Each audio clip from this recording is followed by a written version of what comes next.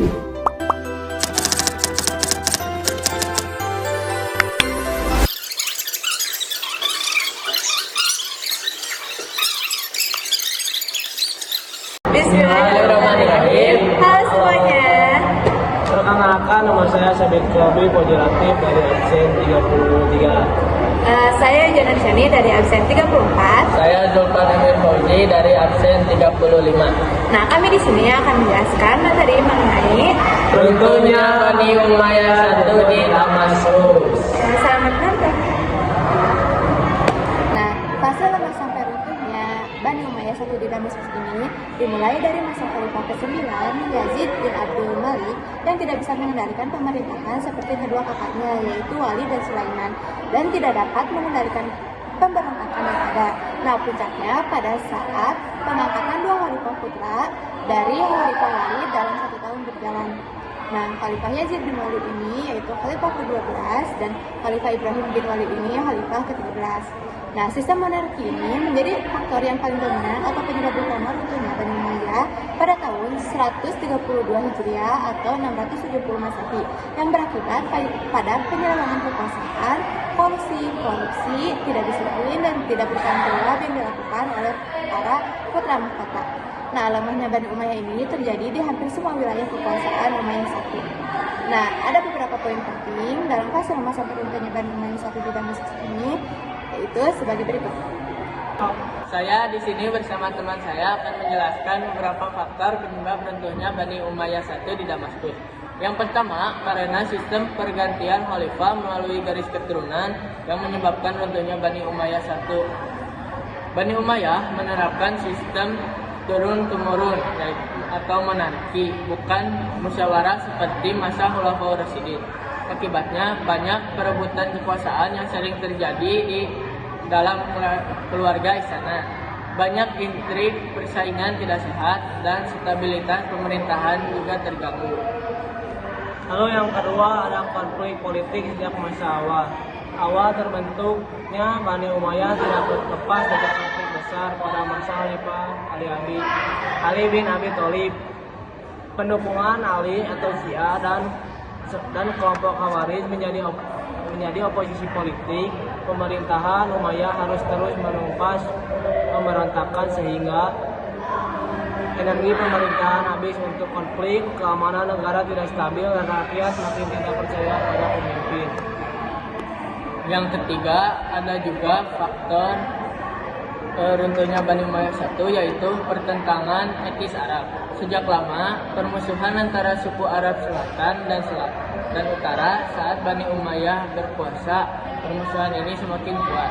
Akibatnya sulit membangun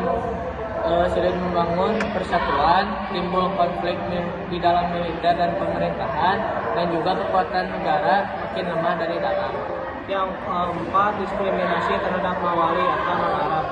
Mawali atau kaum Muslim non-Arab keturunan dari Persia dan Irak Timur. Mereka sering diperlakukan sebagai warga kelas 2. Akibat hal tersebut, mereka kecewa dan tidak loyal. Timbul kebencian terhadap pemerintahan Umayyah. Banyak dari mereka kemudian mendukung gerakan Abbasiyah untuk menggulingkan Umayyah. Yang kelima, ada karena gaya hidup mewah istana. Khalifah dan keluarga kerajaan hidup mewah, berpesta, dan sibuk dengan urusan pribadi. Akibatnya, rakyat merasa diabaikan. Anak-anak khalifah yang mewarisi tahta tidak siap memimpin, dan juga perhatian terhadap perkembangan agama dan masyarakat berkurang drastis. Lalu yang keenam, melemahnya pemerintahan dan konflik internal. Setelah Khalifah ke-12 yaitu Walid bin Yazid meninggal, terjadi perebutan kekuasaan antara Yazid bin Walid dan Ibrahim bin Walid. Karena tersebut, ada beberapa faktor yaitu pemerintahan makin tidak stabil, kepercayaan rakyat hilang, banyak wilayah mulai melepaskan diri dari kekuasaan Damaskus. Yang ketujuh, ada karena munculnya kekuatan baru Abbasiyah. Kaum Abbasiyah merupakan keturunan Bani Hashim muncul sebagai lawan politik.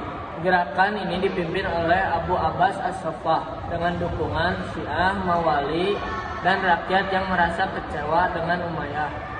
Mereka menyusun strategi dan masyarakat, pasukan, dan keluaran Iran. Lalu yang ke-8, pertempuran Aljab pada tahun 132 Hijriah dan 750 Masehi.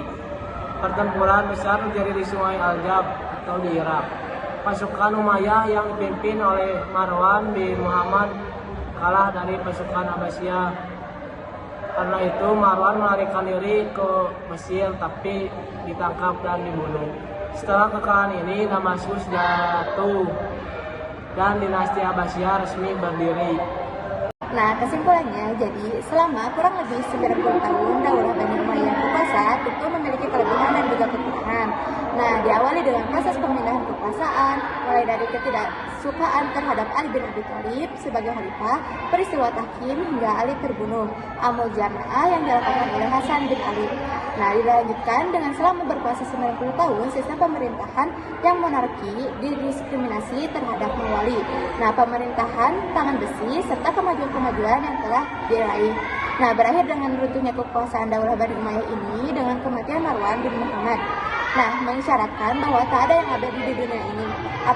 Apresiasi kita terhadap raihan yang baik oleh para pendahulu adalah hal yang utama. Jadi, kita tidak perlu melakukan kesalahan yang sama seperti kesalahan para khalifah pada masa itu. Sekian penyampaian video dari kami. Atina fid dunya hasanah